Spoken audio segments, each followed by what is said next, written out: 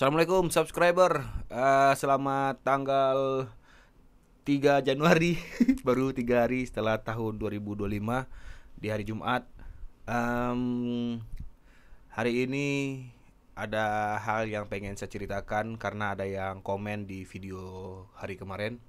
Tapi sebelum itu saya mau ngasih tahu kalau saya mau jual kamera Sony A6000 eh mirrorless ya.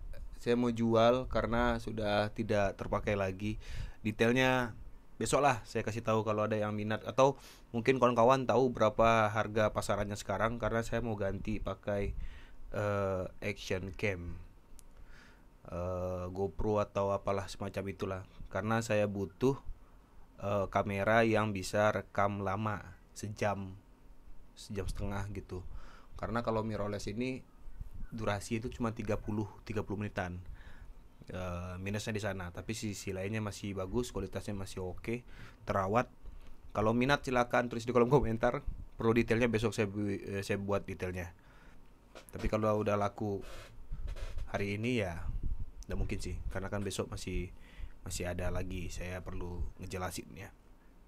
Oke, apa kabar kawan-kawan? Bagaimana hari Jumat kalian? Semoga menyenangkan. Tadi saya sholat Jumat, khatibnya cukup lama ya ceramahnya ya. Kenapa malah review? Tapi terkadang eh, ceramah yang terlalu panjang itu membuat orang-orang tua itu kasihan. Kan maksudnya saya kasihan melihat orang tua yang udah mulai capek duduk, pinggangnya udah sakit gitu. Kalau saya simak-simak aja, kasihan ya orang tuanya gitu. Terus tadi juga bacaan sholatnya juga bisa dibilang cukup ayat yang lama, tapi ya tidak apa-apa lah. Sekedar bercerita saja itu ya. Selanjutnya, oh ini saya mau sedikit, ini saya lihat video ini. Jadi saya lagi buka YouTube, saya melihat pertanyaan di kolom komentar video kemarin. Ada iklan Kredivo. Nah, mungkin dari beberapa kawan-kawan melihat ada iklan Kredivo yang ada sayanya, Rin Kredivo Hermana. Saya tidak tahu kalau itu akan dijadikan iklan YouTube, karena itu adalah sebuah event dari Comika waktu kerjasama dengan Kredivo di acara Comedy Brawl. Saat itu saya jadi juri bersama Beler, dan saya tidak tahu lebih tepatnya kalau itu akan menjadi potongan untuk dijadikan iklan. Nah, ini gimana lah, saya kurang tahu juga, nanti saya tanya lagi ke Comika karena mereka katanya masih libur sampai tanggal 6. Oke. Tadi itu saya lihat komentar, ada pertanyaan bagus dari anak Sipasan 6829, bahas experience stand up night Padang. Jadi tanggal 14 Desember kalau nggak salah, atau 7 Desember ya, 14 Desember lah.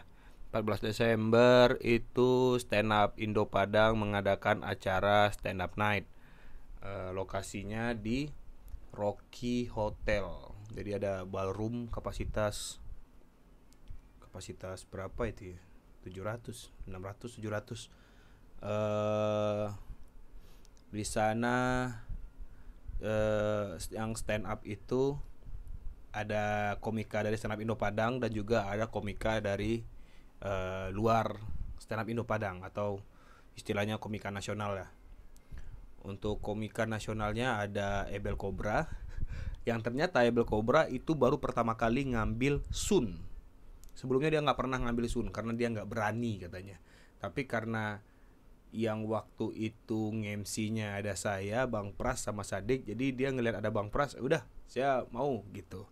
Terus katanya ada politik antara Bang Pras dan Ebel. Jadi Bang Pras ngajak Ebel untuk, ayo Bel ngisi di stand up Padang. Ayo, selama ada Bang Pras dia mau gitu. Ebel Cobra, awalnya Ebel Cobra itu diminta untuk menjadi headliner komika terakhir. Dia menolak karena dia takut. Pokoknya sepanjang waktu kita ketemu di Padang, apa namanya tuh, Ebel itu kayak orang panik. makin dekat hari perform makin panik dia. Karena kebetulan sebelum manggung kita sempat sekamar walaupun akhirnya pisah kamar. Waktu sekamar Ebel kombut bahas materi, ini aman nggak kemarin, ini untuk gini aman nggak, ini saya mau ekor gini gini gini gini gimana gini gini gimana gitu. Saya cuma bisa kasih saran ke Ebel, selama lu gerak, lu act out, Padang akan sangat terbuka untuk menerima lu, Bel. Percaya sama gue. Seaneh-anehnya pokoknya lu niatnya happy aja gitu. Oh benar, ternyata Ebel waktu itu di line up pertama sebagai komika nasional. Bukan Ebel line up pertama, Ebel line up kedua. Line up pertama itu Gilang Baskara. Saya coba runutin aja deh biar lebih gampang ya kawan-kawan ya. Maaf ya, ini tidak saya edit. Kita mulai dari saya itu ke Padang terakhir karena rombongan komika nasional Ebel, Gilbas, Mamar Al-Katiri, Bang Pras, Sadik dan kawan-kawan dari Jakarta itu sudah berangkat Hamin 2 kalau nggak salah ya. Hamin 1. Pokoknya cara Sabtu, hari Jumat dia sudah di Padang. Waktu Jumat di Padang ya saya tidak tahu, mereka katanya main-main terus nginap di hotel yang kamarnya itu bau bau parfum laundry yang sangat sangat menusuk hidung gitu kata aja, saya tidak tahu. Terus kamarnya di lantai 3 atau lantai 4, cuma tidak ada lift jadi naik tangga, jadi ada semacam hotel apa gitu, saya juga nggak tahu. Tapi ceritanya lucu. Kenapa saya tidak berangkat di hari Jumat? Karena waktu itu lagi ada syutingan series. Jadi planningnya itu saya di hari Sabtu pagi berangkatnya. Pulang ke Jakartanya itu Minggu pagi karena harus lanjut syuting lagi gitu. Anjay, sok sibuk. Tapi emang lagi ada kegiatan waktu itu ya. Terus di hari Sabtu paginya saya ini agak, jadi kan Jumat itu saya masih syuting. Rencananya syutingnya itu syuting itu selesai jam 10 paling lama, 10 malam paling lama. Cuman dikarenakan nanggung untuk nambah 1 hari di hari Minggu, jadi dikejarlah syutingannya sampai jam 1 malam atau jam 2 malam pokoknya. Lupa lah, pokoknya udah langsung diambil tuh scene saya yang sebelum-sebelum tuh diambil supaya setelah ini Rin udah rilis, artinya Rin udah aman lah, udah lepas selesai syutingannya gitu. Syuting sampai jam 3 kalau salah, saya sampai rumah itu jam 2 atau jam 3 gitu. Terus langsung prepare, tidur, paginya langsung berangkat ke bandara sendiri. Tertidur di pesawat sudah pasti. Terus ya sampai di lokasi tanggal 14-nya di hari H. Habis itu ya GR semua kawan-kawan. Terus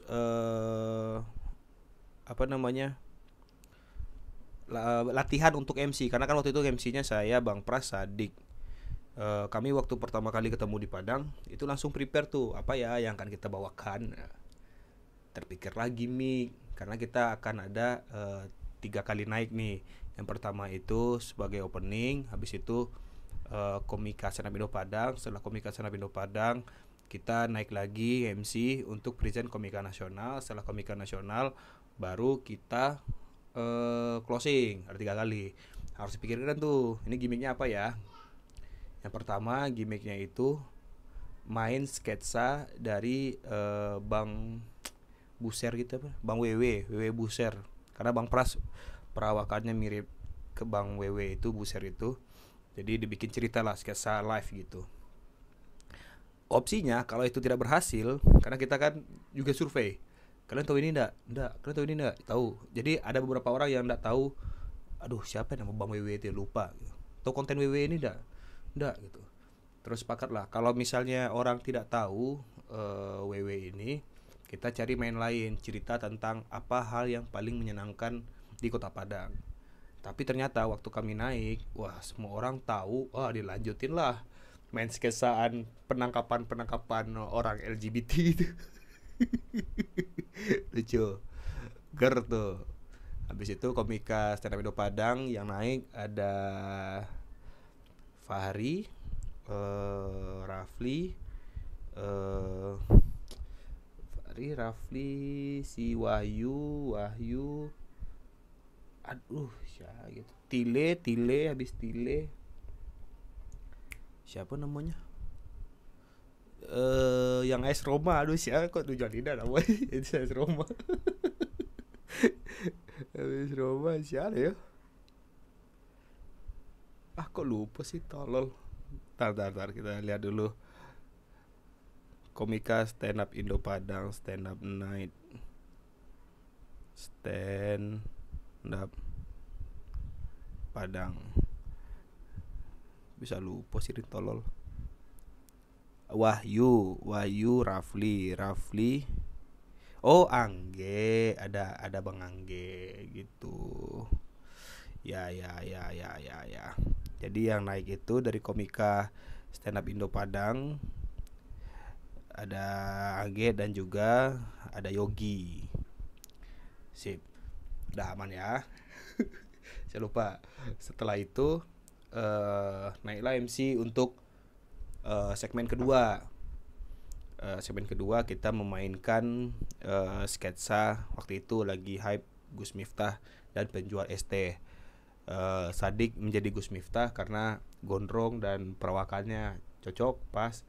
Bang Pras menjadi orang yang jualan ST dan saya menjadi bapak yang ketawa itu yang itu sangat sangat luar biasa, pecahnya luar biasa, gila sekali. Dan menurut saya ya, selama ini saya sun di stand up Padang itu saya baru berapa kali ya sun atau event di stand up Padang lah, itu adalah event dengan penonton yang paling energinya tuh paling keluar sekali gitu, paling luar biasa. Malam itu tuh luar biasa, sangar, on fire, pokoknya luar biasa penonton di stand up night waktu stand up night 6 Padang. Setelah tuh gimmick ustad-ustadan gitu, ceramah Gus Miftah dan penjual ST, masuklah komika nasional. Yang tadi tuh yang pertama Gilang Baskara, yang kedua itu Ebel Cobra, yang terakhir Mamat Al-Katiri. Waktu Ebel Cobra perform, Gilang Baskara lucu sekali, no debat, sudah pasti lucu sekali. Ebel Cobra sudah lama nggak stand up, saya nggak pernah lihat stand up, tiba-tiba dia stand up, dia menjadi seorang performance art yang luar biasa. Nah di saat itu, saat Ebel tampil, Mamat kan di belakang saya, Mamat itu ngerasa kayak, aduh ini gimana cara lawannya, gimana, karena harus ngejaga eskalasi gitu kan.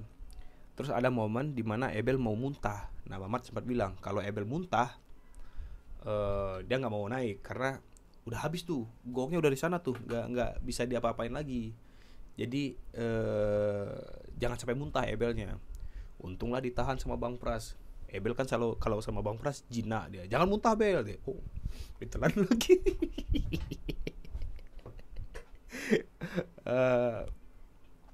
Habis itu Mamat luar biasa menutup event yang sangat-sangat apik, sangar lah Mamat. Terkontrol sama Mamat kegilaan Ebel sebelum dia itu. Selesai acara, kami naik lagi MC di atas panggung, terus closing.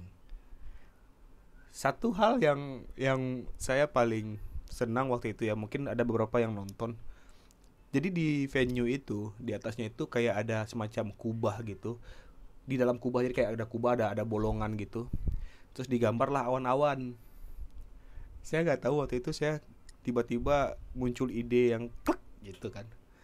Si Sadik sama Bang Pers lagi debat soal MC tentang apa lah gitu. Terus karena durasi harus selesai MC-nya, saya bilang ke mereka, kalian masih lama nih gitu.